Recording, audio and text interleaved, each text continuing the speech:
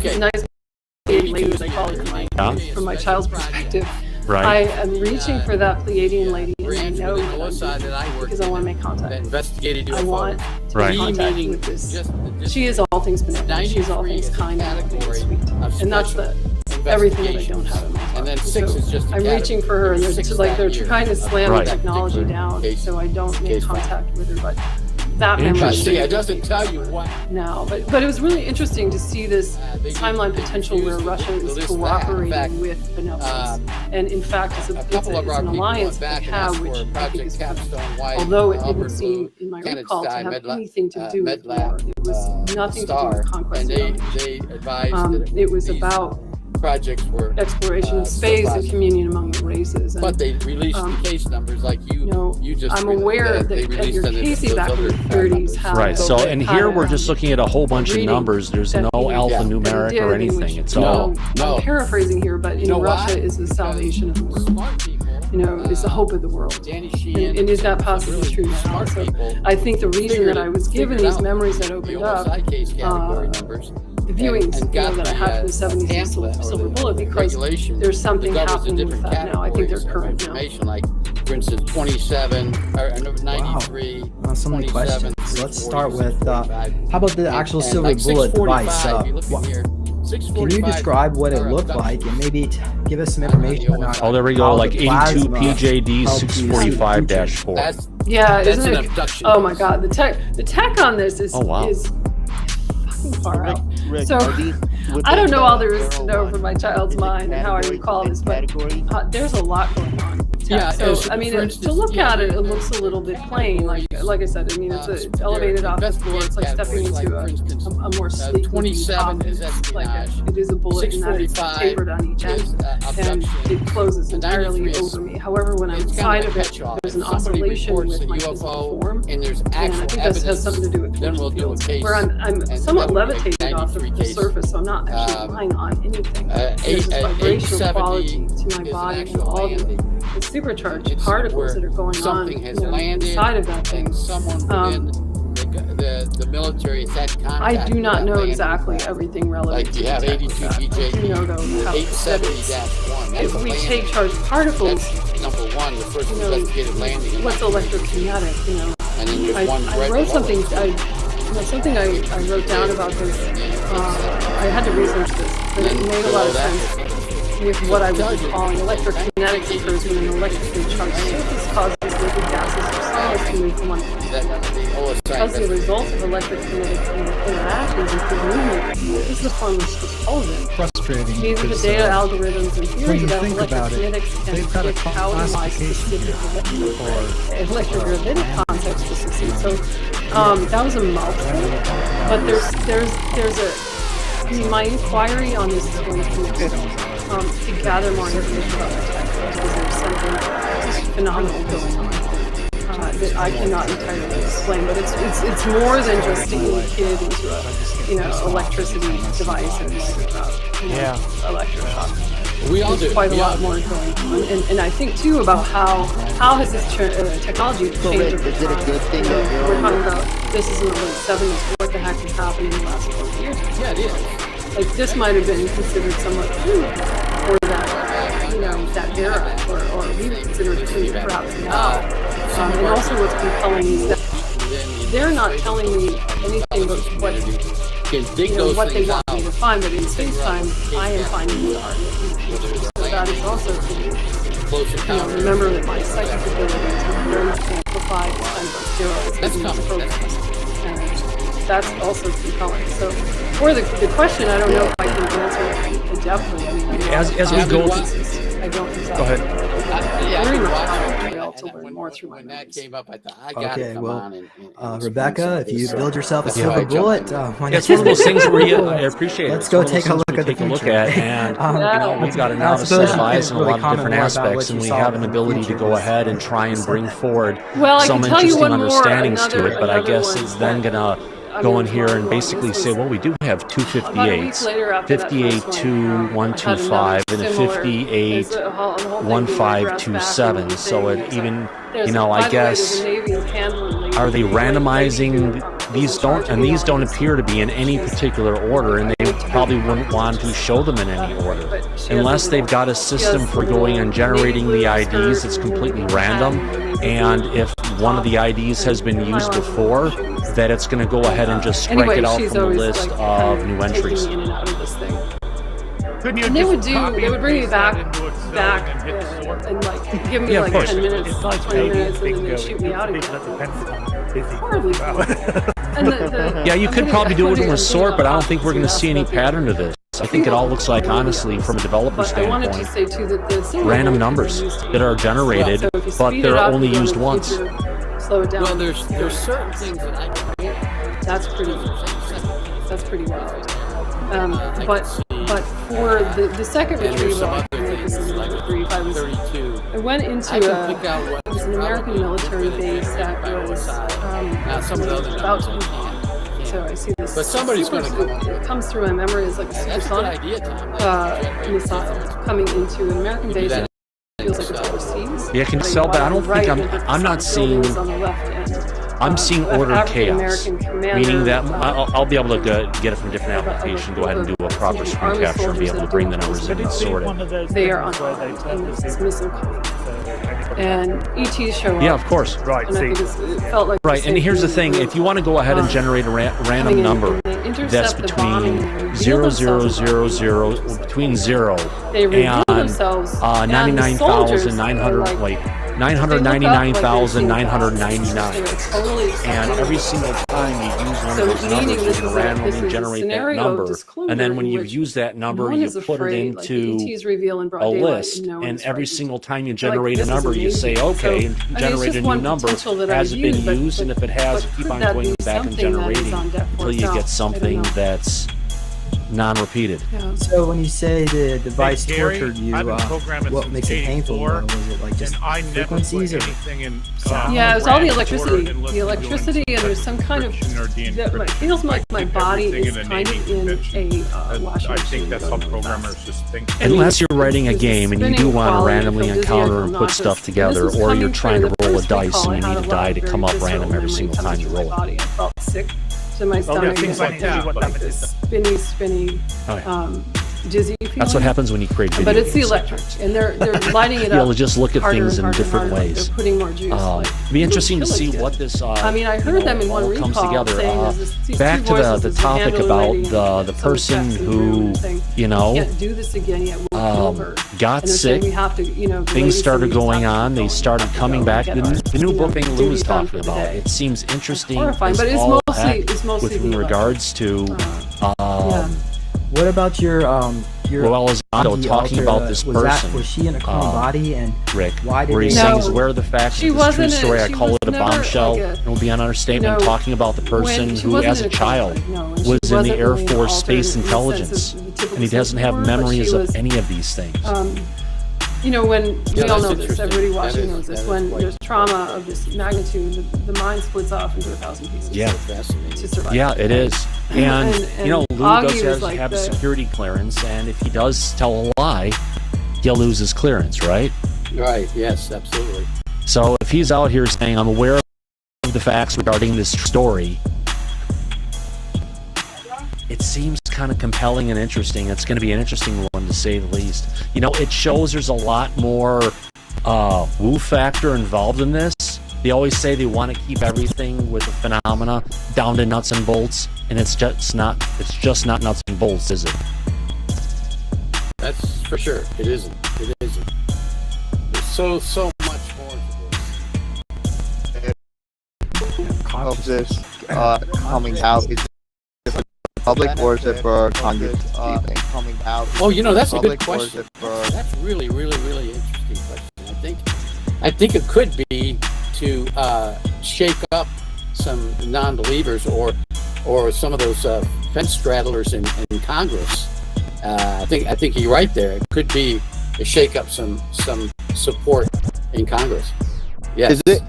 Are we having a hard time bridging the gap between prosaic and non-prosaic? So things like this would help shift it towards non-prosaic or of non-human intelligence. That makes sense. Yeah, that's another good question. I don't know. That's something I'd have to dwell on, but that is an interesting point. So I've been looking into the ODNI reports, and anything that comes up within the year gets included within the ODNI. And for this Aero report, for example, Kirkpatrick and Avi worked on that paper about Oumuamua being and then extraterrestrial probes coming out of it. I wonder if in the next report, that's a great way, I think, to bridge the gap to get to non-human intelligence without freaking out the public. Yeah, I agree. I agree.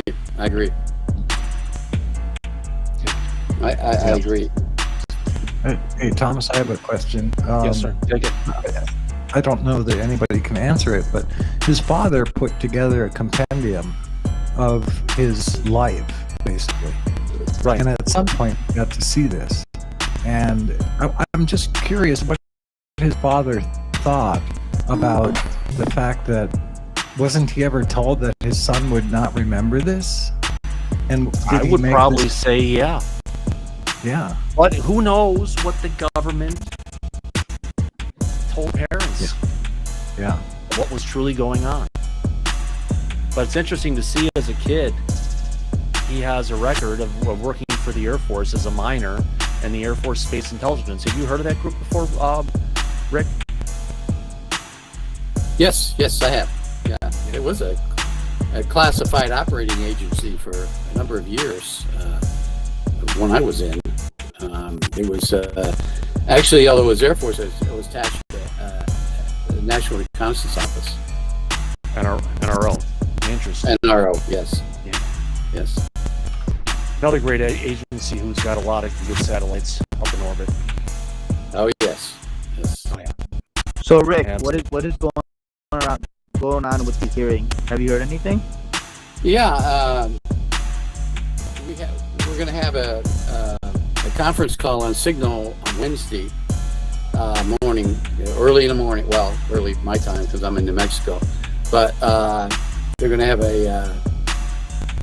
we're going to have it with some Senate staffers. I think we're going to get a date. So if you're on a Wednesday evening, Thomas, I'll come on and brief you on what we found out. Oh yeah, I'll be here. Go. Sorry. That'd be wonderful. We look forward to having an update on that. It's always great to see, what's happening out there from a different perspective. You were involved with a interesting league of interesting gentlemen, to say the least. And the subject matter is something that everybody on the show and all the viewers have a great, what do you call it? Admiration for. Yeah. So on. Hey, go ahead, Larry. Go ahead, Rick. Sorry. No, I was going to say, I spoke about something the last time I was on it, and then a couple of weeks before that, about something the ETs, how the ETs can travel through time. I got something from Los Alamos, and I'll show you here. You can put this up. We can.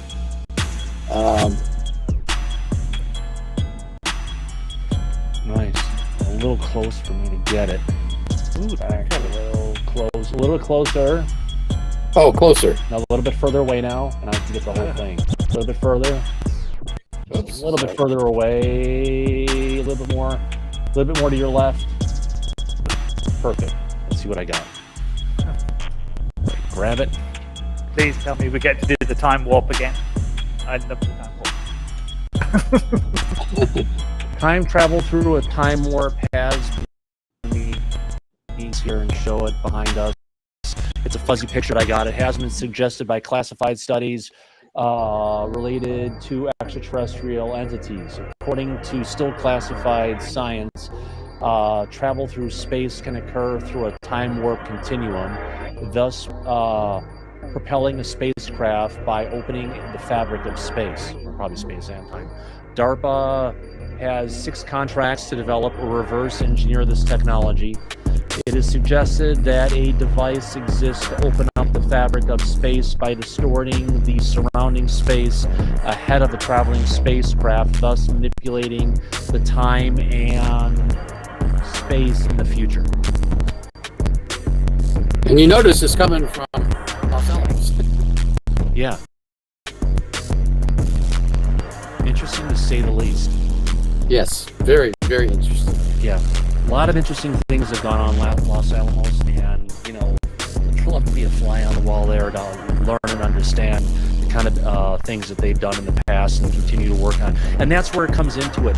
For a lot of the cool stuff we want to be looking towards with regards to the phenomena, it's not just going and, if you want to call it, thinking about the military and the military contractors. We have other parts of the government, namely the DOE, which has had their hands in a lot of this technology trying to figure it out, because who basically handles all the development of all the base platforms? It's the DOE. Who handles the development of any new energy platform for the government, the military, or everybody? It's not bringing in experts from Lockheed Boeing. No, anything with energy systems, it's coming from the DOE, especially the involvement of new technology. So that's kind of that hidden in plain sight thing that we have all around us at all of our national labs, whether they may or may not, well, they all are curtained off in huge plots of land to keep prying eyes away from what they're doing. I think you muted, Rick. Yeah, I agree. Yeah, I agree. Absolutely. There's so much going on. Los Alamos has 63 highly classified, they call them ATS, or above top secret, bureaus that nobody knows, and nobody, even people that work there, knows that this one building exists, Area 33, but they don't know what's going on in there. I mean, I've spoken to people who've worked at Los Alamos for over 20 years, and they say it's just highly classified, contains top scientists and technicians, and we really don't know what they do in there. But the rumor is it all pertains to reverse engineering of technology from ETs. Yeah, I guess we just have to look at it, start with the simplest thing we can possibly figure out, and put things together. You know, one thing I've said on the show a bunch of times that'd be interesting to see your take on. I might be completely wrong. I look at something from, you look at what they have with quantum computing, the systems that they have. It doesn't look like something from Earth, if you ask me. Oh, I agree. I've seen things at Area 51, and I wasn't briefed into everything, so I didn't know everything. But I saw things that were being tested that, you know, I can't imagine where they came from, although later on I figured out, put two together, figure out where they came from. Yeah. And we didn't know really what they were, other than that we were trying to figure out, number one, what they were, how they operated, and then how to reverse engineer it.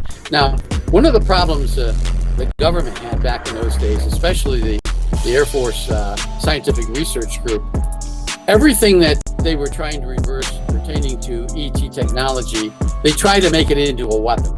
They tried to figure out, okay, how can we make this a weapon?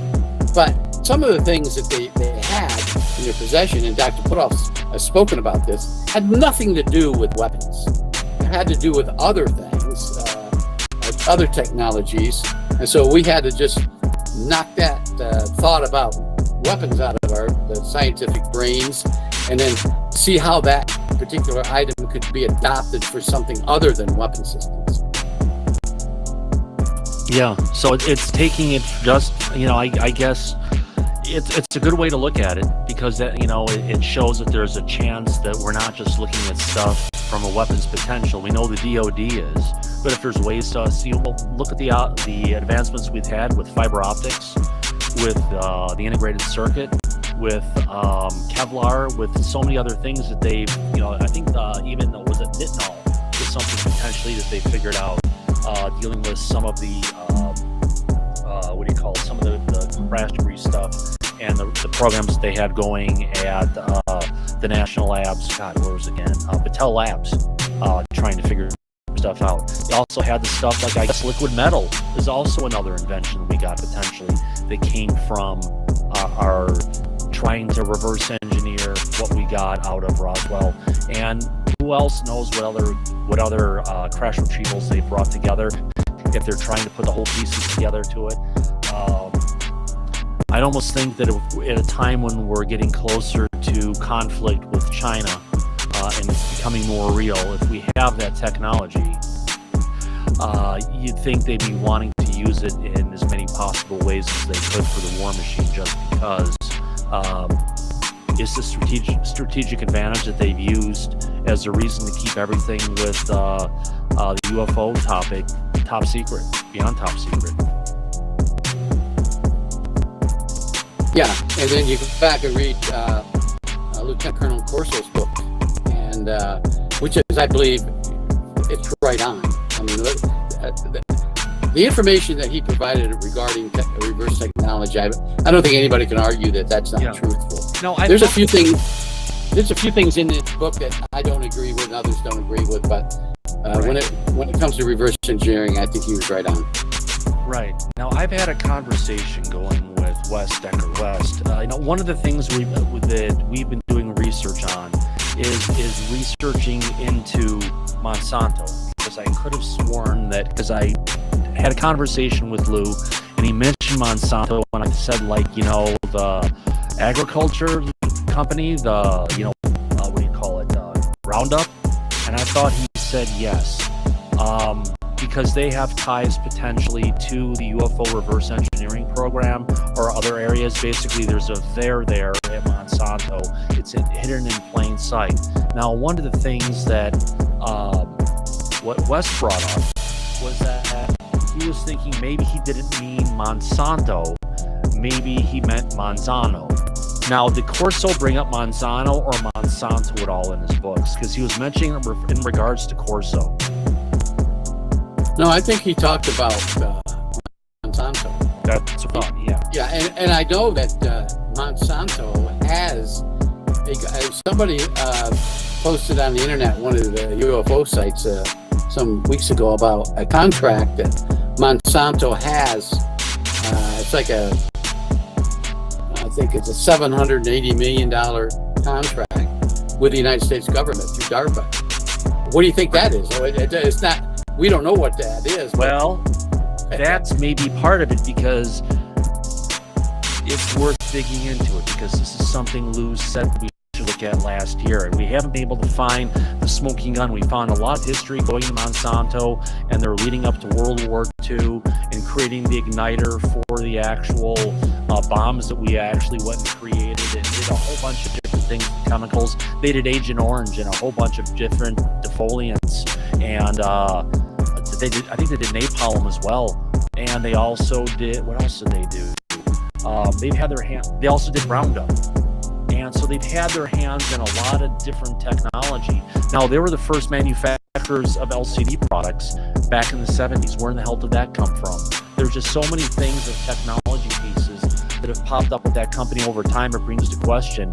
But any information you can share with me about Monsanto's, you said $780 million contract, right? Yeah, I think that is. I'll have to look it up. I have it here someplace with the email that I was sent, but I'll look it up, and if I can't get it here now, I'll email that to you.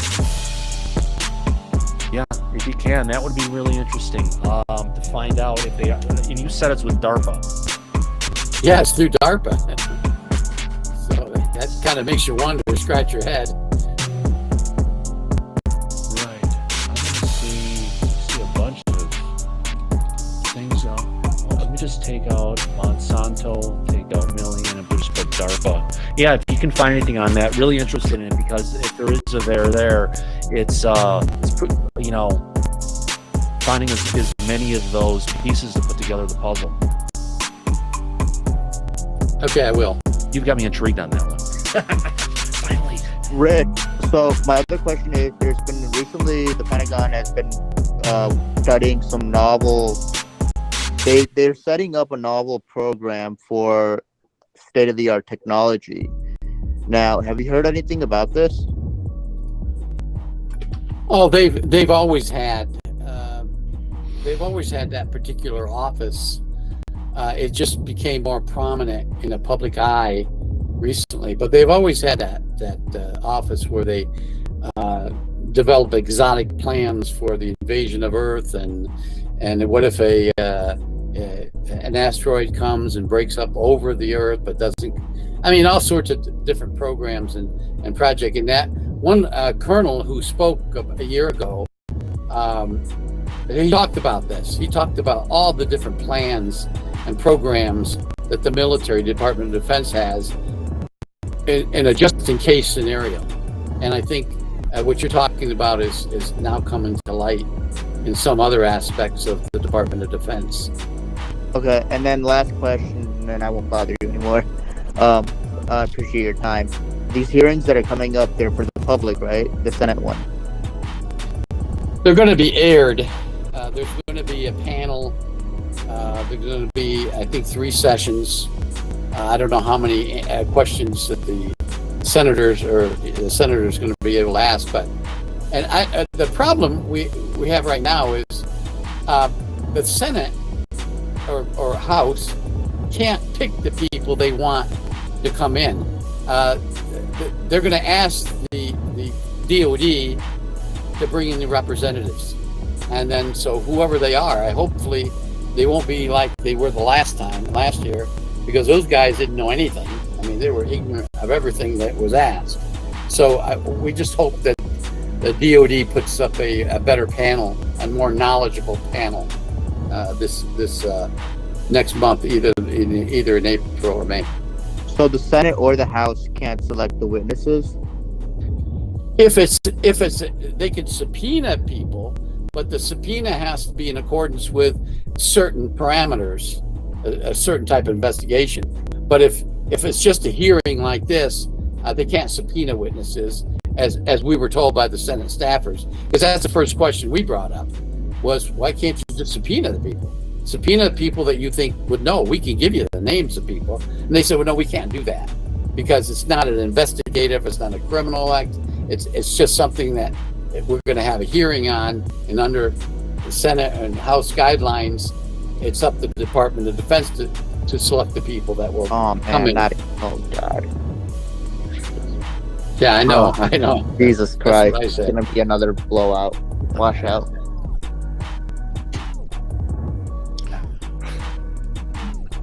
Got a question, Thomas. It's important to invade. Do you have a plan?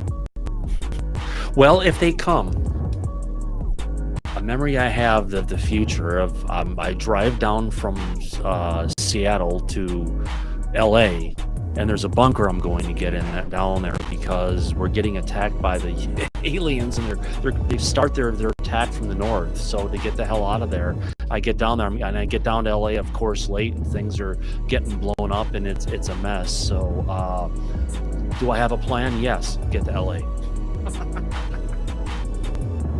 Sorry, I had to bring that up. It was something one of the people in the chat brought up, and if they ask questions sometimes, I will give them an answer. All right. Hey, Thomas. Yes, sir. You know, I keep looking at this picture you've got up of this document from Los Alamos, and I'm just baffled by how they can come out and say this stuff. This is a government organization, right? Los Alamos, yeah. Los Alamos National Laboratories is ran by the Department of Energy. So, look at what they're saying here. Right. Suggested by classified studies relating to extraterrestrial entities. I mean, they're just spilling the beans right there, right? Aren't they? Larry. Yes. The problem is, Larry, no one likes to read. Yeah. Well, at So least you it's can blurry. put it We out got to there. read for the audience. It's amazing. Reading is fundamental. It's meant to fundal. I think the reason they could post this on some, I don't know what site he got it from, but or how he got it, but is because they don't explain anything. There's no sources or methods or technology released. It's just stuff that's been said. Now, none of this hasn't been said before.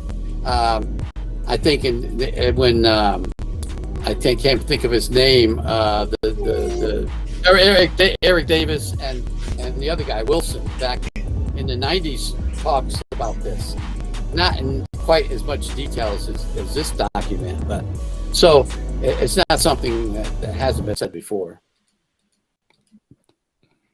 Yeah, but this is a whole. I mean, this is coming out under their letterhead, Los Alamos National Labs. So that's a pretty big statement. Yeah, it is. Well, and it potentially sometimes things get out, not through necessarily official releases. Welcome to the world of the intelligence community. Look at the big dump that we've had come out about the United States military. About about intelligence against Ukraine, against South Korea, about what our plans are and what's going on, and basically just dumped a lot of our playbook on the internet for everybody in the world to go and read. We've got that going on at the same time. You've got France going and pandering up to China and saying, you know what, we need to become neutral, and if something goes on with Taiwan between the United States and China, we want to stay out of it. That's the conversation as of yesterday. In addition to that particular thing going on, then you've got China going and blocking off the Taiwanese Straits with their aircraft carriers. 56 jets, other fighter jets, were going over and circling over Taiwan like vultures. Not a good sign of what's coming on, and France has actually moved forward with some big financial deals with the communist China as well. So we're getting into a situation of a lot of potential turmoil on a lot of different fronts. It's interesting to see where all that's going to go, how that's going to relate to.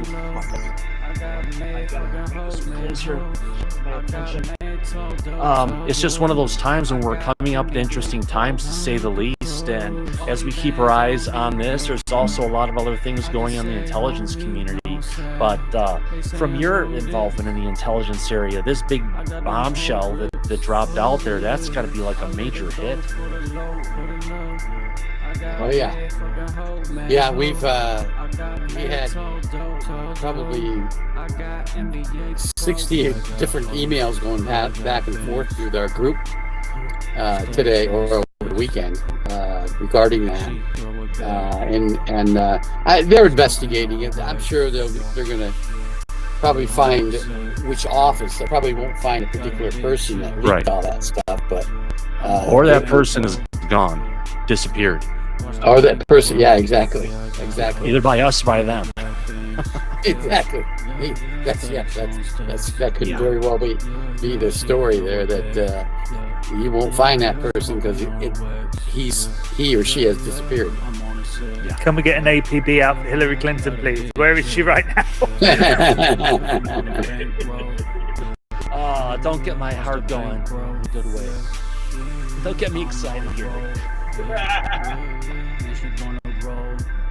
Gotta have fun. It's always fun to be in the center. You can make fun of everybody, including yourself.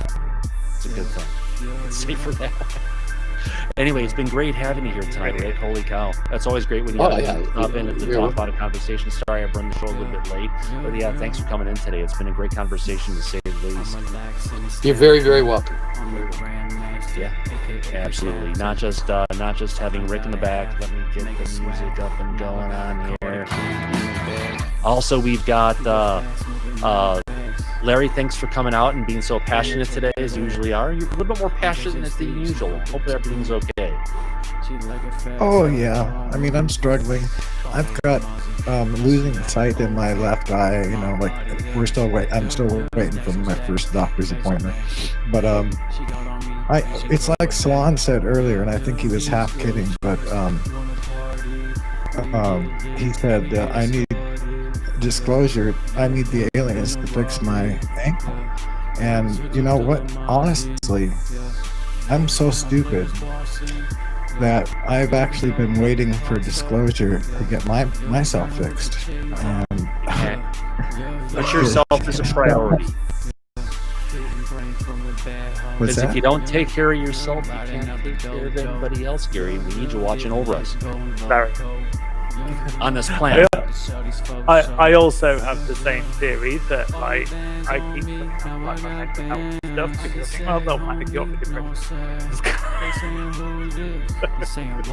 And I keep on putting off getting this horrible thing that's growing near my eye taken care of. It still hasn't gone away. It's been around Yeah, too well, long. going And it has friends. because me and Larry are close to so Gary, I don't know if you saw the messages, and I don't know if you're going to be offline once we go offline. But I just want to say I'm sorry for being a dick to you earlier. No, it's okay. Don't worry about it. We all say things in the heat of battle, so to speak. But yeah, Right, don't worry right. about it. It's fine. Right. Thank you, sir. I appreciate that. And that wasn't prompted by me, just saying. And can I just say, Came from his heart. Can I just say real quick on behalf of myself at least that I sincerely hope Larry and Gary and Thomas and everybody who's dealing with different issues, I really do hope that you all are able to get things taken care of. And please, for the sake of all of us, at least me, take care of yourselves, because I appreciate having you guys here and appreciate the group. So Thank you, West. Oh, I've read the Is description. the world about to end or something? We're all being nice to each other. You know, here's the thing, too. I've got a great article. There's been a bunch of great research about long-term COVID, which I've been dealing with for almost 3 fucking years at this point. Smile. Yeah, I'm screwed. I am screwed. There's nothing. They say here are the things. Oh, it's not going to be so bad if you don't have connective tissue disorders. That you don't have what was the other thing? Pre-known autoimmune disorders. And there was another one that came in there. There was another one. I forget what it was. It's just like, oh, I have that. I have that. I have that. And then on top of it, and the treatment that I have that apparently is not the best treatment to do. And the side effects from it combined with long-term COVID are just wonderful. But hey, at least for the people in the audience, you get to hang out with a bunch of other sick people and not feel so sick yourself. That's the best thing about it. Right. We provide the baseline for which you can compare yourself and feel good. Yeah. And if you don't feel good, feel free to share it. It'll make us feel better. It's the reason why we cast so many freaks on Big Brother, is to make the people watching at home feel good about themselves. Well, I'd like to say the same thing. I hope and pray for all of you that have some sort of medical ailments. I feel lucky. I'm only a diabetic. I monitor it and I take care of it. So, but I've had it for a while, so I don't let it bother me though. Yeah, I've got a great barbecue that makes really good burgers. That means I've probably put on 20-something pounds in the last 3 years, and on top of 10 pounds that I put on there, and that needs to go away in addition to the 5 pounds that's come on top of the other total 30, so I'm like 35 pounds up, and I more than compromise my wardrobe. I'm too damn cheap to go buy new clothes. Thomas, So rather than buying new clothes, I bought. I'm like that. I just breathe in when I pass like. Thomas, have you found the joy of DoorDash? Oh, I know. Their food is so good. Like, I know it's like random restaurants, but like they don't show up on Google Maps. They make jeans, don't they? DoorDash. DoorDash. DoorDash, yes. No, I've got Luke for that. They're like the main emergency service DoorDash. Yeah. When you really want McDonald's, they get. Oh, I don't go for McDonald's. I go for those tacos. The best tacos I could go to right now would be Taquito Mas in Studio City in Burbank, right by the NBC studios. Not that far, about equal distance from the NBC studios and the BBC, the Disney Federal Credit Union, DFCU. Yeah. CFCU too. And I can actually go join it again because I used to be an employee at Disney. It opens up for a lifetime of having checks with Mickey Mouse on that you're going to pay extra for. Really? Oh god, yeah, I worked there, but Taquito Mas. No, I know you work there, but you get that discount for life. No, I don't get the discounts for life. It was a bank. Sorry, I didn't. Yeah, I was just Disney amazed Federal that it Credit Union. Yeah, it was one of the things want working Disney for the studio. But best tacos, Taquito Mas. Definitely. Just a memory of their burritos were killer. More importantly, their tostadas, the deep fried shell that they had, and all the stuff in their salsa bar that they had. They invented like the Baja tacos and stuff before Baja Grill, whatever it was. Everywhere they copied them. Phenomenal food. There's just so many good places to get food. Go back to Chicago, get some real pizza that's stuffed with like layers of cheese and vegetables and a whole like layer of sausage of meat, and then throw on another layer of crust and more cheese on top of it. Sounds you're making everyone hungry. Oh, I know, right? I'm seeing with my eyes. Yeah, what's another good one? Oh yeah, Portillo's in Chicago. They've got the best crinkle fries ever. They're light, they're crispy, just a perfect amount of salt, maybe a little too much, but it goes in. They've got the best hot dogs, but their secret weapon is their double cheeseburger. Unreal. Oh, well done. Yeah. Now for ribs, smoked pork, I've got a close barbecue pit, side firebox smoker. I may have to do a show one of these days when it's going to be like I come on and go off when I'm smoking. Have I ever smoked yet on the show? The smoker? Have I run it? Oh, the smoker. Oh, no, I haven't run the smoker before. No, you haven't. It's been on before. It's usually on Thanksgiving and stuff, isn't it? The night before Thanksgiving we do it. Yeah. I make a really good shredded pork or ribs or anything. You should do it. You should do it for Cupcake's birthday. Oh, yeah, that's coming up, and that's in 4 days. We're going to have a party for her, believe it or not. Anyway, Thomas, you were playing the music to go. Yes, okay, so that's started everybody. being nice No, and talking about let's this. say thanks to everybody who's still hanging out in the chat. Listen to some old guys freaking talk away. Let me see if I can find the list of all the viewers that are still here. Sorry, I got talking about food and lost track of everything. Well, most of the audience is left, but who you still have there? Let's take a look and see. They've all got Celtic out Camper, to get food. Creepy Banners. There's still 200 people. Not that many people in the chat. Remember, hit that freaking subscribe button. If you haven't, what are you waiting for? Give us a thumbs up if you're still watching. Appreciate it. We know you're interested. Absolutely. Amiga Rules, Celtic Hammer, Creepy Banis, Dark Meta, Electra RC, also known as Zach, Jeans Plays, Ingrid Cold, Jason Parker, Leonard Osborne Justice, Ingrid Cold, Jeans Plays, and someone else just popped in I missed. Digger Dog, there we go. Mammy is here. Marcus Mandel, Maraxatech, Metal Gaming, all the way from Denmark. Peggy with Crockett and Tubbs, all the way from South Florida.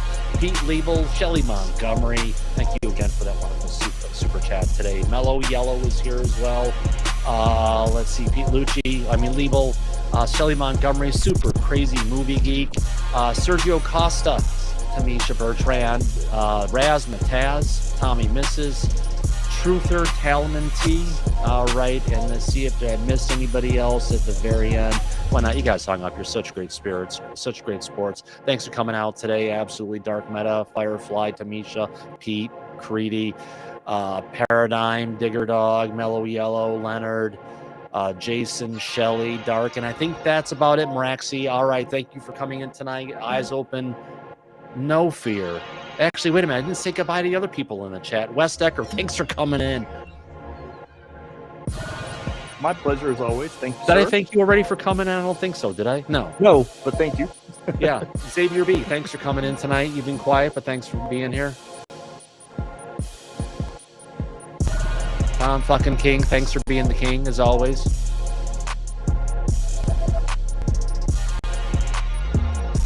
Nope. Quiet. Everyone's quiet. Sawan's here. We already thanked him. Grandmaster UV, you popped in as well. You're quiet. Bunch of. I need to play the crickets. I won't lie. All right, cool. Thanks for having me. Yeah, Ashley, thank you for coming here tonight, Tommy. I appreciate you being here. And of course, Rick Doty, one more time, a great thanks for coming out here. I'm your number one fan. Thank you, sir. You're very, very, very welcome. Great show. Look forward to the Wednesday update. I'll Okay, put it on I the will. books. Okay.